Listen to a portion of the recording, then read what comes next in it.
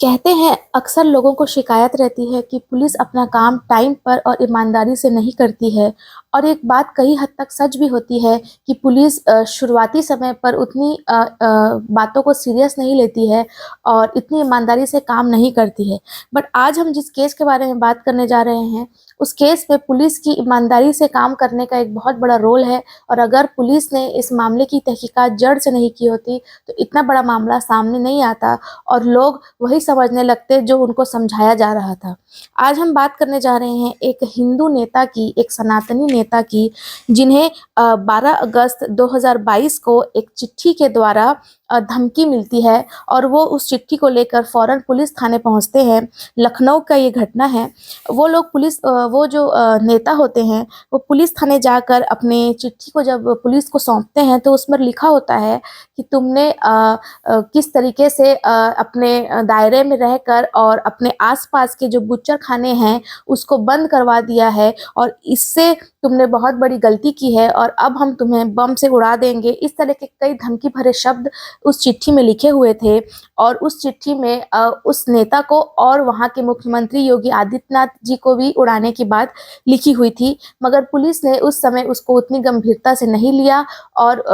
थोड़ी बहुत तहकीकात करने के बाद इस मामले को रफ़ा-दफ़ा कर दिया। इसके बाद कुछ वक़्त बीतने के बाद साल 2023 आ जाता है और साल 2023 के अप्रैल के महीने में 21 तारीख को जब वो हिंदू नेता जो थे, वो अपनी कार पर बैठते हैं, तो उनके कार के पास एक कागज़ रखा हुआ था। उस कागज़ को जब वो खोलते हैं, तो उसमें लिखा हुआ था कि 22 लाख रुपए की तुम्हें रंगदारी देनी होगी और तुम्हें प्रयागराज पैसे पहुँचाने होंगे। तुम्हारे इस तरीके के जो तुमने कई काम किए हैं, बुच्चरखाने बंद करवाए हैं और कई समाज सेवा के तुमने जो काम किए हैं, उस वजह से हमारा अरबों का नुकसान हो गया है और तुम्हें कम से कम 22 लाख तो इसके चुकाने ही पड़ेंगे। और नीचे में नाम था गुड्डू मुस्लिम। उसके बाद ये फ़ौरन दौड़कर वापस से पुलिस थाने जाता है और पुलिस ने पहले वाली चिट्ठी पर भी एफआईआर दर्ज ज़रूर की थी, क्योंकि उसमें ये मुख्यमंत्री का नाम भी शामिल था और इस वाले चिट्ठी में भी मुख्यमंत्री का नाम भी शामिल था धमकी के तौर पर और इस हिंदू नेता का नाम भी शामिल था। इस पर भी पुलिस ने कोई कड़ी कार्रवाई नहीं की और ईमानदारी से काम पुलिस ने यहाँ पर भी नहीं किया और इस मामले को भी रफ़ा-दफ़ा करने की कोशिश की गई। उसके बाद अचानक से एक दिन 19 नवंबर 2023 को यह व्यक्ति वापस से पुलिस थाने पहुंचता है और कहता है कि इस बार चिट्ठी के द्वारा नहीं, मुझे मेरी ईमेल आईडी में एक मेल आया है आई एम अंसारी खान के नाम से और उस ईमेल आईडी में लिखा गया है कि अब की बार तुम्हारे साथ-साथ इस प्रदेश के मुख्यमंत्री और योगी आदित्यनाथ जी और एसटीएफ चीफ अमिताभ यश जी और वो नेता जिसका नाम था देवेंद्र तिवारी, जो हिंदू नेता जिसकी हम बात कर रहे हैं उसे, और उसके साथ-साथ हम राम मंदिर को भी बम से उड़ा देंगे। इतना पढ़ते ही क्योंकि अभी ये मामला जुड़ा हुआ है 22 जनवरी 2024 में होने वाले उद्घाटन की, जहाँ पर नवनिर्मित मंदिर में रामलला फिर से विराजमान करने वाले हैं, जहाँ पर करोड़ों लोगों की संख्या में भक्त जमा होने वाले हैं। 400 से ज़्यादा वहाँ पर संत जमा होने वाले हैं। कई हज़ारों में वहाँ पर सेलिब्रिटीज़, चाहे वो अलग-अलग फ़ील्ड के हों, वहाँ पर उनको इन्विटेशन दिया जा रहा है। उस जगह को उड़ाने के बाद जब पुलिस इस तरीके के ईमेल में पढ़ती है जो आई एम अंसारी खान के नाम से आया था, पुलिस इस पर फ़ौरन एक्टिव हो जाती है और पुलिस की इस पे फ़ौरन एक्टिव होने का एक सबसे बड़ा कारण ये भी था कि अब उनके ऊपर से प्रेशर था और जब पुलिस के ऊपर से प्रेशर पड़ता है, तो पुलिस अपनी ईमानदारी से काम करती है और पुलिस अगर ईमानदारी से काम करे, तो कहीं से भी अपराधी को ढूँढकर निकालने में सक्षम रहती है। इसके बाद 19 नवंबर के बाद जब पुलिस अपनी तहकीकात में लगी हुई थी और ये बात धीरे-धीरे बाहर आ रही थी कि इस तरीके की धमकी दी गई है नवनिर्मित राम मंदिर को उड़ाने की, और इसके बाद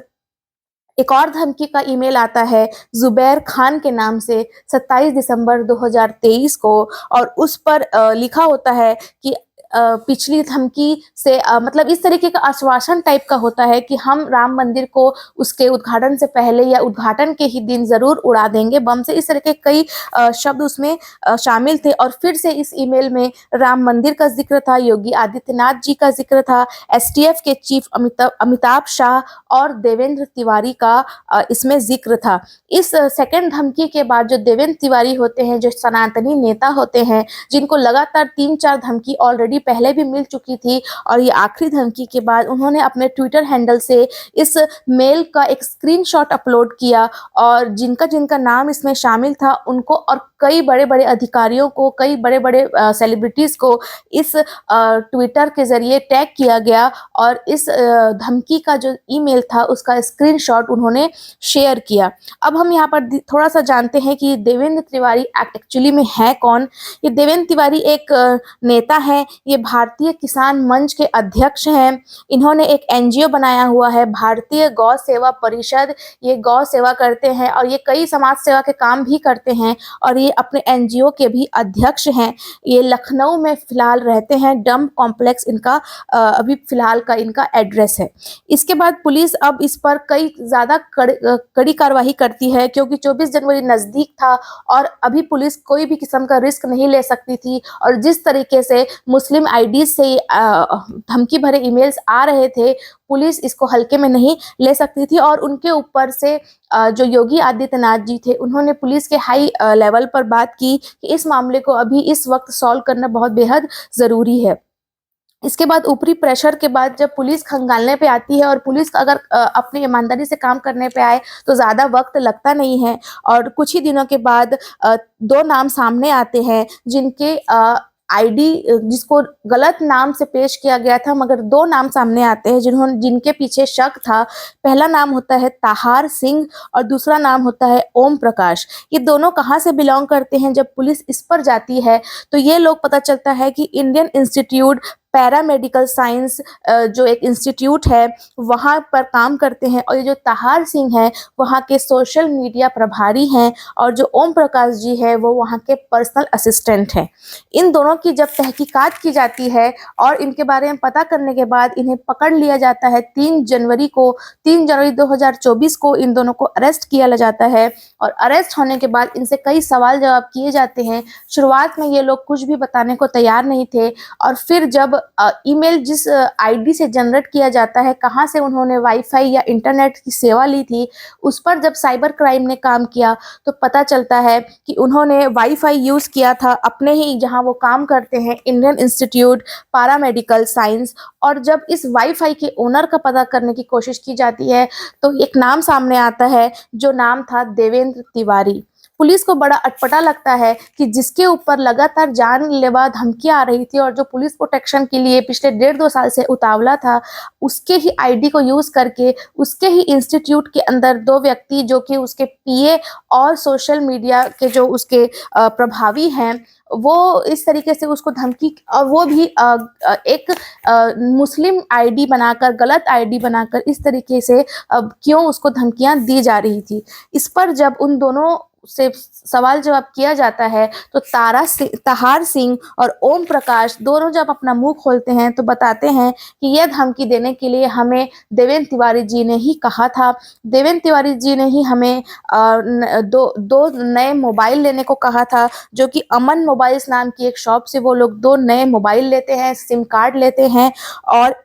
ईमेल आईडी बनाते हैं IM अंसारी खान और ज़ुबैर खान के नाम से और अलग-अलग दिनों पे दोनों आईडी से धमकी के जो शब्द थे वो भी देवेंद्र तिवारी ने ही सिलेक्ट किए थे। और जो इसके पहले की धमकी आई थी जिसमें गुड्डू मुस्लिम का नाम था, ये आइडिया भी देवेंद्र तिवारी जी का था। गुड्डू मुस्लिम का नाम इस्तेमाल करने के पीछे एक वजह यह भी थी कि 21 अप्रैल 2023 के आसपास जब ये धमकी आई, उसी के आसपास एक उमेश हत्याकांड हुआ था और उसमें एक सीसीटीवी कैमरे में एक व्यक्ति व्हाइट टी-शर्ट और जीन्स और पीछे एक बैग लटकाने के बाद लगातार बम फेंक रहा था। इस तरह की कोई सीसीटीवी फुटेज सामने आई थी और उसका नाम भी गुड्डू मुस्लिम था। वो इस हत्याकांड के पीछे शामिल था। तो इस नाम को यूज़ करते हुए मामले को गंभीर दिखाने के लिए देवेंद्र तिवारी जी ने गुड्डू मुस्लिम का स्पेशली नाम मेंशन करवाया था। इसके बाद जब देवेंद्र तिवारी जी से बातचीत की गई, तो पता चला कि उन्होंने ऐसा केवल